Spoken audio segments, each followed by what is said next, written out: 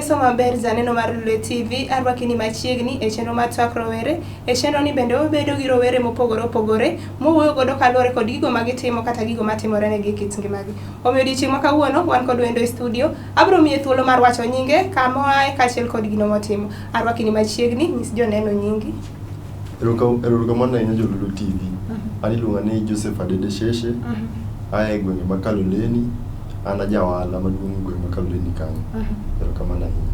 Erokamano janeno mar Lulu TV, kaka iwinjo kuom wendo ma kawuono wan godo e studio, kiluonge ni Joseph Adede Sheshe, ma bende en jaohala mane Kisumu kae. Thuon wach ma kawuono wadhi wuoye en ngima mar rowere. Ka bende wang'eyo achiedh nadego mar rowere kale e Kenya ma kawuono. Arwakini machiegni.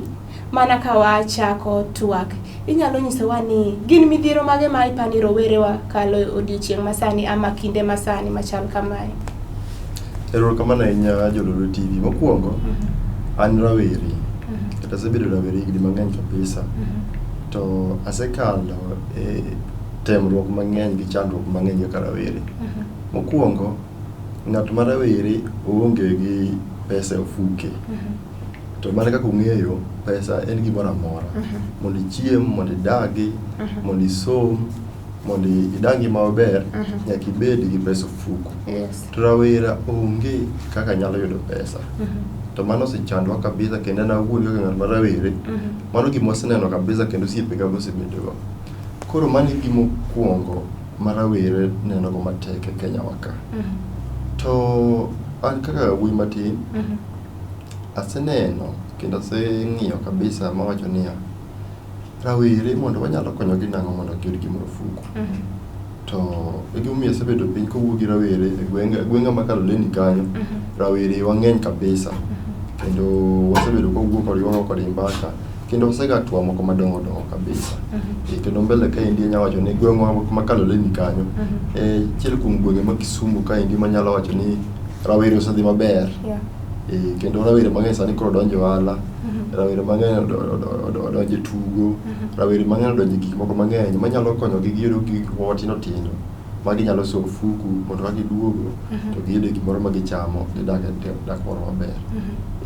Erokamano Joseph, kopogore kod nok mar pesa, gin ang'o gini kendo miparo ni rowere kadhe? Mana kaka nawacho, rowere kale gik mang'eny kabisa. Kata kowe mana pesa kende. Somo en gima ber kabisa. To ng'eny rawere pok wayudo thuolo mar somo moro maber. To an kaka wacho pile, somo ok ochuno ni nyaka idhi mana e college kata idhi mana e mbalariany mondo kisom. Nitie kata mana somo moko minyalo puonj ji kuom wadake. Inyalo puonj ng'ato kaka iloso kata mana radio, inyalo puonj ng'ato kaka iloso kata mana ndiga gi pikipiki, inyalo puonj ng'ato gik moko mang'eny. Mago be mana somo. Koro rawere mang'eny gionge gi ng'eyo moro ma ginyalo loso go gir moro, ma ginyalo tiyo go tiji moro. Koro somo no e gimomiyo an gweng'a ma Kaloleni kanyo, wasebedo kowuoyo gi rawere kabisa mondo wang'iyo kaka wanyalo kelo jomoko man gi ujuzi mang'eny mokelo gweng'wa kanyo mondo gipuonj rawerewa. Mondo wang'i ni koro rawerewagi inyalo puonj jomoko nyalo timo ang'o, jomoko be nyalo timo ang'o, jomoko be nyalo timo ang'o, mondo koro gibed gi ng'eyo ma ginyalo loso gimoro. Koro mano e somo ma an sani aneno ni be nyalo konyo rawere kabisa, nikech wate ok wanyal dhi e mbalariany, wate ok wanyal dhi e college. Koro somo moko matindo tindo gi ema baneno ni ber kabisa. Koro rawere nyaka wasomuru. To somo ok chuno nyaka wadhi mabor kabisa, mabor no be ber, lakini kama mabor chako tamowa, somo moko matindo tindo gi ma be en shida maneno ka rawere niko kabisa, ma be wan gosiepega waseneno kaka watimo gimoro kamano. Joseph, nitiere wan gi rowere modak kuonde mopogore opogore kaka Kisumu ka, wan kod slums gi kuondego manie diere. Ipani gin achiedh nade kata midhiero mage ma rowere wa modak e slums kale ahinya e kit ngimagi? Rawere modak e slums koro kale temruok mang'eny kabisa moloyo rawere modak kumoro amora. Nikech ineno mondo mi rawere odak e slum, tiende ni kumodake no, odake kumongore.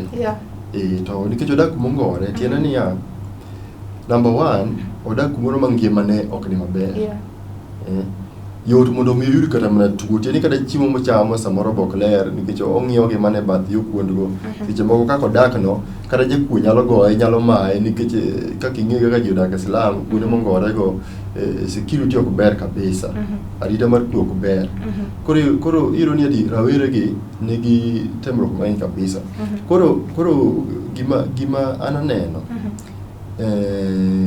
kuonde mongore nigi weche mang'eny kabisa kwanza rawere mag nyiri be koro neno matek kabisa nikech iro ni nikech koro kuma gidake cha nitie jomoro mabiro to take advantage ni koro magi jok ma ne piny koro inyalo migi gimoro matin to gitimo timbe moko maricho kata seche moko be jomoko man gi paro moko maricho be nyalo miyogi pesa matin to tiyo kodgi e yo marach koro rawere modak e kuonde mongore neno matek kabisa molo rawere modak kuonde moko ngore koro an gima nyalo wacho ni jogo kuong'igi maber sirikal mar county gi sirikal mamalo through ministry mar youth affairs onego ng'iye rawere modak Islam kabisa molo moko dak Islam nikech kanye ma tabu ng'enya kabisa ipani ere kaka mana kaka iwacho ni the county kata national government onego ng'ingi magi ipani yore mage ma county government kata national government nyalo tiyo godo mondo otingi ma jogo malo ipenjo maber kabisa Pauline gima nyalo wacho ni chien kanyo county government naneno kano biro gi program moro mar kazi mtaani koro ka gweng'wa makalore ni kanyo kazi mtaani no ndiko ji mang'eny rawere mang'eny kabisa gweng'a kanyo nondiko ji malawo mana ji 400 ting'eni magi jok machon ng'enyne ne onge gima gitim koro ne gibiro ne pi koro mokinyi to giyo mana chieng' to ng'eni ng'ato maonge gima timo pesa bongo go fuku ng'ano pache chako paro gik moko mang'eny ma seche moko oparo gik moko mok becho koro achiel kuom yore ma county government kata national government nyalo konyogo en ni gibi yore ma jogi nyalo yudo tich gi magitim ka koro kazi kuom mtaani mane chien kanyo nokonyowa kabisa kalore ni kanyo rawere mang'eny noyudo tich rawere mang'eny noyudo kaka nyalo dak kendo ne en gima maber kabisa koro batiba neno ka sani beto rumo lakini da kwayo ne be ni nitie kaka yo ma county government kata national government nyalo medogo chenro no med dhi mbele to ne nyalo bedo maber kabisa nikech mano gima konyo kabisa ero kaka ne wacho mbele kucho ni nok mar pesa kata gine puonjruok maber ama dhi mbele gi somo midhiero kata chiedh nadego ma gine ma rowere kale ipani gin ang'o makelo gigi gima kelo gigi en ni ineno ng'ato samo nyuole kachicha to kose nyuoli to iyudo ni ati idak gi janyuolni kata ng'o ka oting'ni to koro iyudo ni ka janyuolni ne en ng'at moro mabe ne onge gimoro e lwete maber to ni kaka mondo mi otayi mondo ibi yud kaka inyalo dhi mbele tek nikech embo neno matek koro iyudo ni ati koro ng'eny rawere maneno matek ngimagi kaka jorowere gin rawere ma janyuolgi be onge gi nyalo moro maber koro janyuol nyalo gombo ni oter kata nyathine odhi osom oter kata nyathine mondo odhi otim kata mana wande moro lakini onge gi nyalo mar miyo ng'ani pesa moro mochago kata mana wala onge gi nyalo mar miyo kata ng'ani pesa moro modhigo skul koro en background mar anyuola marwa ema ng'enyne miyo rawere waneno matek nikech debe iro ni inyuoli e nyuola moro manoseloso to kata mana pesa moro miya chango wala ok nyalo bedo tabu idhi tiwuo gi mamu kata gi babuni mama miye $500,000 moro kanyo to osemiyi to ichako go wala lakini ka onge tido ka tek kabisa gimomiyo ng'enyne wadwo ywakne mana sirikal mantie mar county kata sirikal mar national government ni ati kantie yore ma ginyalo biro go mar medo mak bora were gi nyalo bedo maber kabisa mana kiwacho ni seche moko ng'ato onyuole familia man godo mostly wan gi nyithinde wa marowere ma iyudo ka nie familia inago lakini ok gikaw advantage mar gima nie mbele gi gin nyalo nyiso gi nang'o gima nyalo wacho en ni ati ineno piny modake ni seche moko hawi nyalo biro ni koro nyuoli e familia ma un gi nyalo. Lakini ng'enyne be seche mokiro ni jomoko moyudo hawi aina ni ok gine. Koro an gima nyalo wacho niya, koponi in e familia moro ma in rawere mane familia moro ma mama u kata baba u nigi nyalo, nyalo yudo pesa moro minyalo timo go ohala, kata nyalo pesa moro minyalo somo maber. Kaw thuolo no kendo kik iwe kata mana dakika achiel. Nikech piny kaendi be piny osiko, lakini piny ka to kinyal sike. Nikech nyalo ni samoro baba u kata mama u ma support seche u support nikech pod ngima. Lakini bati nyalo bedo marach, Nyasaye kawe ma kata mondo mano nyalo support go dhi. Koro sama intie no, kata ko beni wadu moro nitie maber, kata ka nyaminu moro nitie maber, tem wuo kode, ing'e kaka onyalo support nyaka dakika mogik. Kata ko nyisi ni dwani isom nyaka kuma idwaro somo mogik no, som kabisa gi pesa go. To kata ko nyalo mi pesa mar yawo ohala, yawo go ohala mang'eny kabisa. Kisumu ka duong' ko bibo ni rawere ma Kisumu ko nyalo yawo ohala kata mana Odunga kucho, kata mana yo Tonglo, kata mana wan Kaloleni kucho pod wan go ohala mang'eny miya yawo. Ohala nyalo yawo kamoro amora. Koro wakwani ati kibeni ni rawera ng'i kaka anyuola ni kantiere ka nyalo konyi. Mano thuolo ma kik iwe kata dakika achiel. Joseph erokamano. Mana kapok wadhi e yweyo, ipani gin ang'o gini mipani rowere onego tim mondo oting' ngimagi malo? Gima pani rawere onego tim en ni wan kaka rawere ng'enywa iyudo ni ati wabeda piny. To an gima nyalo wacho ni piny masani opogore piny machon. Iyudo ni ati piny manonyuole jonyuolwa, minewa kod kwerewa opogore piny masani. Piny masani nitiere kaka ng'ato nyalo ndikore tich kende yore mang'eny kabisa. Sani wan gi teknolojia obiro mang'eny. Teknolojia kata mana mar internet nitie. Matiende ni kind rawere nyalo kata mana dhi e mtandao e YouTube kata cha. Tisomo kata gik moko mang'eny, iduogo timo. Inyalo kata mana ndiko tich. An ang'e rawere mosiepna maniluongo ni Flako mane odak Nyalenda kaendi. Ochaka miyo ji nyiero, omiyo ji nyiero. Sani miyo ji nyiero neno, miyo yudo gimoro kaka onyalo dak. Koro awacho ni kind rawere gori peksen, ng'iri wuon, ing'i kaka piny kaendi, en ang'o ming'eyo kata ang'o minyalo timo. To giming'eyo kata giminyalo timo no, ng'i kaka inyalo time e hatua moro mamalo, ma koro chope kumoro ma ibe koro inyalo yudo yuto moro kuom giming'eyo no kata giminyalo timo. Erokamano Joseph. Janeno mar Lolwe TV, wadhi e yweyo, kik idhi mabor, waduogo dhi mbele kod twakwa ma kawuono wan godo en chenro mar twak rowere. Ka wendo ma kawuono ne wan godo e studio iluongo ni Joseph Adede. Kik idhi mabor.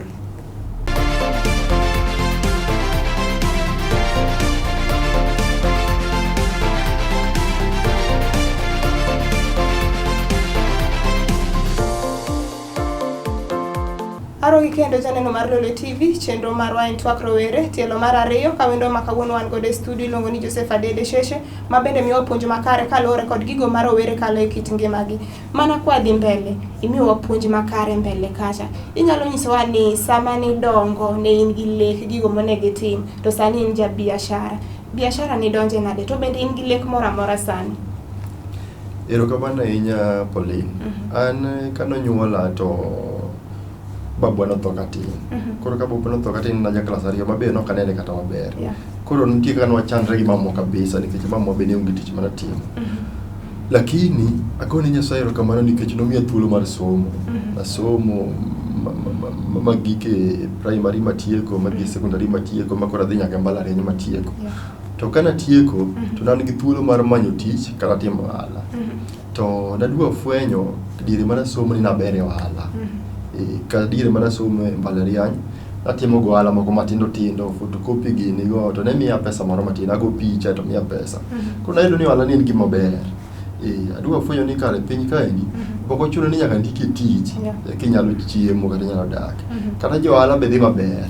Koro an dongona, to asebedo ka atimo ohala kabisa, kendo ohala matimo go andiko yudhe rawere mang'eny. Rawere mang'eny mandiko mabe gimbe giyudo kaka ginyalo chiemo, giyudo kaka gimbe gikonyo go anyuola gi. Koro an gima nyawacho ni rawere ni ati ohala be ber. kaka ni aloke mar jomoko dhi skul kata jomoko dhi skul be timo ohala jomoko dhi skul be nyalo timo ohala ohala ng'ata nyalo timo kata ng'at matiyo inyalo bed ni tiyo kamoro to andi moro be nyalo yaw kamoro koro igo koni gi koni ber kabisa mano gima nyawacho. To sani bende in gi lek moro amora gimoro minyalo timo? Sani an gi lek mang'eny kabisa to lek ma an go kabisa ma ang'iyo sani en ni anyalo wacho ni an sani ka koro ja ohala mar auma anyalo wacho ni tie kaka ohanda osedhi maber anyalo yudo kaka konyrago lakini ka ang'iyo koni tayudo ka nitiere osiepega moko kata gi nyiminega moko kata gi deyega moko ma aneno ka pod wanyalo mako lwetgi mondo gimbe gidhi maber nikech piny kok ber ka in midhi maber kendi to jomoko to ok dhi maber an mor ne ni ati adhi maber to osiepna moro bo dhi maber mondo koro ok ni an ma ka osiepna nigi shida ten migona sima ambe ka an gi shida tanyalo gone ji mang'eny simo koro wan kaka anyuola te wadhi maber koro sani leko man go en ni asebedo kamanyo yo kata yore manyalo ting'o go oganda wa malo to mana kaka kisungu wacho ni charity begins at home an jakaloleni kanyo koro tiani ni ati lek man go ni mana kaloleni kanyo asetimo gik mang'eny kendo jok modak kaloleni Kisumu ng'eyo kipenjo gini adede sheshe to giwacho ni adede sheshe wan ko ka pile waneno ko timo magima osewuotho gima vijana kabisa jomine be osewuotho kabisa osebedo ka support gi kabisa koro an gima nyalo wacho ni lek man go en ni adwaro ni mondo ating' oganda wa malo to ting'o oganda wa malo ok nyal ting'o oganda malo ka imbe in piny sama in malo cha kimi nyalo ywayo lwedo joma ni piny lakini kini piny be inyalo dhiro jomoko koro an awacho ni sani an gi lek mar bedo MCA mar gweng'wa kanyo 2022 Kaloleni Shauri Moyo Ward kanyo 2022 kendo jo Kaloleni gi Shauri Moyo Ward ong'eyo maber ginena gi matimo kendo an nikech lek man go no an gi registered foundation miluongo ni Adede Sheshe Foundation foundation ere kaka osekonyo ji marom nadi America kokonyo ji foundation Adede Sheshe Foundation ni osekonyo ji mang'eny kabisa gimomiyo nabiro ga Adede Sheshe Foundation nabiro gi paro ni nikech na neno ni ati adwaro yo moro ma anyalo bedo ni ati support go joganda mantie karwa kanyo koro nadhi register foundation miluongo ni Adede Sheshe Foundation kwa Adede Sheshe Foundation wasetimo gik mang'eny makata chieng' Girl Child Day nwamiyo rawere manyiri puonj kaka ginyalo ritore mondo kik giyud kata tuoche wamiyo gi nyaka pads gini wawuok kodgi kabisa ma ji omor mine be wasebedo kwa support mine nitie gi chama mang'eny e area ma Kaloleni kanyo foundation ni wasebedo kwa support mine gi to koro yudhe rawere ma yewuoyi to koro wasechungo kabisa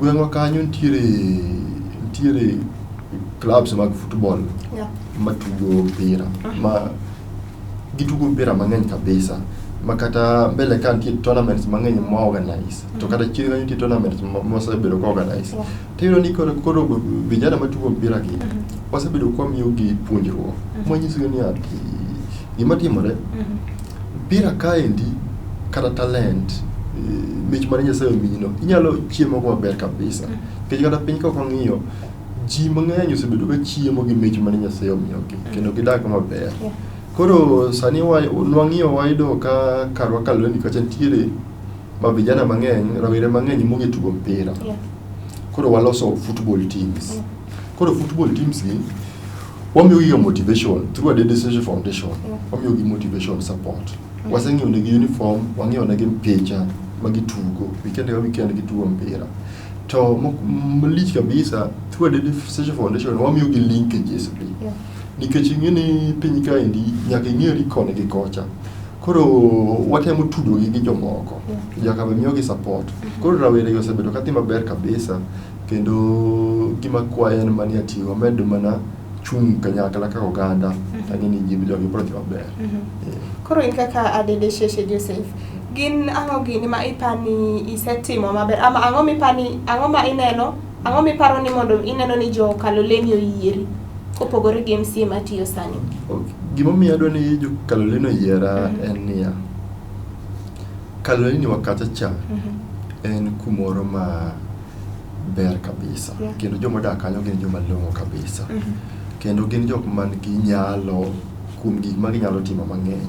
Koro gima gidwaro en mana jatelo moro manyalo miyogi, manyalo konyo mako lwetgi, to nyalo chek kendo nyisogi yo, kendo nyalo bedo kodgi to go kodgi mbaka, to ng'iyo ni ati to tabu mane ma gin go, to shida mane ma gin go, to kar kanyo ma ginene pek. To mano e gima wasebedo kwagigo mang'eny. Nikech ng'eny jotelo mosebedo kwayiero, kwaseyiero gi to gilal higni 5. Ka giselal higni 5 to gichak giduogo higni 5 to ni ati chak iyiero chak giduogo ilal. Koro mano telo moko dwaro. Telo madwaro en telo ma sani asechako timo Kaloleni kanyo. En jatelo mineno. Inyalo yude kata mana simu, kigo simu to mako. Inyalo dhi ofisi kanyo to bichak iyude. Tinyise ni ati wan ka koro wan joma tugo mpira, uniform oti watimo nang'o, to jatelo wacho ni okay, wanyalo timo kama. Jatelo machako wuotho gi ji, to ng'ini ati to shida mane kendo mantie, to nyalo chiwo ne ji be paro, ng'ado kodgi paro, nyisogi ni watimuru kama, mawe. Koro mano telo madwaro, koro mano telo ma aseyie na dhi chiwo, kendo jopiny neno gi wang'gi sani ni ma jatelo manyalo timo gima aina ni. Joseph, mana kodi ka gima watieko, sani koro en dweche buora nyaka ne midhusi korona donje piny Kenya. Inyalo nyiso ni in kaka jaohala maduong', ere kaka midhusi korona orocho tiji mar ohala? Midhusi mar korona ohinyowa kabisa kaka johala. Ohinyowa kabisa, nikech neno ohala kaendi wadak nikech ka ng'ato biro ng'iepo to ka imbe yudo gimoro. To ka ng'ato ko ng'iepo to sen ok yudo gimoro. Koro midhusi mar korona omiyo ji kaka ne ji ng'iepo chon opogore sani. Iyudo ni ka in gi ng'ato moro mane gi customers 100 to dok tinde mana ji 60. Koro yani tino ni ati koro ohala nitie kodok piny. To ohala kodok piny ting'eni koro ohala no be samoro ok nyal bet mari gik mang'eny. Koro wan kaka johala midhusi mar korona osenyowa kabisa. Ohinyowa ma wakwama na sirikal mondo omede ng'iyo kaka biye gi rieko moro manyalo ng'iyo kaka tuoni inyalo duoke piny mondo ohala omed dhi mbele, nikech ohala gi wandiko ji mang'eny to ok dwa gombi ni wambe jok mandiko ni koro waoro gi dala ni ati ni koro ohala rumo. Kisamoro gi dala to jogi dhi chak neno matek kendo. Dwa go mana mondo ohala omed dhi mbele mondo koro kata jomotiyo gi mobende yudo gimoro be promotions be giyudi mondo koro ji te oyud kadhi maber. Koro korona to osehinyowa to walamo Nyasaye, sirikal bakwayo mondo ng'iye wach korona maber. Joseph, aneno ka wabiro tielo mogik mwatieko godo show ma kawuono. Inyalo ng'iyo kamera kacha, samoro wan gi rowere mane korona orocho tijegi, obed biashara, obed tich mar ofis. Imbe in kaka rawera ma osedhi nyaka university mosomo, sani yawo biashara mari kendo kelo ni yuto maber. Inyalo ng'iyo kamera kacha, imiyo gi advice kaka onego gidhi mbele gi ngima. Wang'eyo ni sani jok mang'eny ose give up kendo sani gibet e udi, kaka gitimre onge. Inyalo miyo gi advice mari. Erokamano urainya. Gima nyalo wacho ni wan kaka rawere pod wan gi gima mang'eny mar dak kopo ni Nyasaye omiyi ngima kaka Nyasaye aneno ka ohero wadhi miyo ngimani. To gini mang'eny mwan go mar dak gi onego wadag maber kik wadag marach. To gima nyalo kwa rawere niya, kumibede pinyno kata kumi intiere, ng'iri iwuon ti gima Nyasaye nomiyi ma samoro pok ifwenyo. Ti gimoro miya timo maber ma samoro pok ifwenyo. Ng'iri bet piny mosi, ng'iri maber. Ibiro ni ati gino kitimo nyalo konyori kabisa. Koro gima nyalo wacho ne rawere ni an kaka an awuon ang'iyo rang'eyo ni anyalo bedo johala maber atime. Samoro nyalo bedo ng'amiyo ji nyiero kaka Eriko Mondi gini. donje mtandao chak miyo ji nyiero. Samoro nyalo bedo jatugo, ja sport, kaka Olunga gini, donje sport no make motegno kabisa, idhi dhigo bedo maber. Samoro binya bedo johala, donje ohala, iwinjo, donje ohala. Inyalo timo gik mang'eny, ti gik mang'eny ma ng'ato nyalo timo. Gik ma ng'ato nyalo timo ng'eny kabisa. Koro gima nyalo wacho ni kiseng'iyo tibed piny mos, to mana kaka iwacho onge gima chako yot, gimoko te chako tek. To nikech onge gima chako yot, tiende ni sama idhi chako, tidhi yudo ka challenges to ng'eny kabisa. Lakini gima kik wiwil ni kik give up. Sama ichako no, seche mobedo matek no, e kaka imimed bedo matek. Seche mobedo matek ni no, kik idog chien. Dhi kode mbele, to kimedo dhi mbele, ma juma okalo, ma dweche okalo, kata ma higni okalo, chiemo bedo piny mos, ming'i mocho ni kare. Chandruok mana chando chien cha, kare ok odhi nono, obedo maber kabisa. Koro an agonu erokamano kabisa kuom winjo wachno. Erokamano Joseph. Janeno mar Lolwe TV, kaka iwinje kuom wendowa ma wan godo e studio ma kawuono, ma iluongo ni Joseph Adede Sheshe, ma bende omiyowa puonj makare kaluwore kod ngima rowere. Onyisowa ni kaka in rawera, onyisowa kuma onego wachak godo, onyisowa ni ka ngima obet matek, in be onego ibed matek mondo kik i give up in life, kata mondo kik i give up e ngima. Ka bende onyisowa ni en jatelo maduong' mar Adede Sheshe Foundation ma yudore Kaloleni e boma ma Kisumu. Ka bende onyisowa gigo ma osebet ka otimo ne rowere, kendo onyisowa bende lek mare mar bedo MCA ma Kisumu Kaloleni Ward. Oritiru masani asebedo jata chenro mar Pauline Oyudo.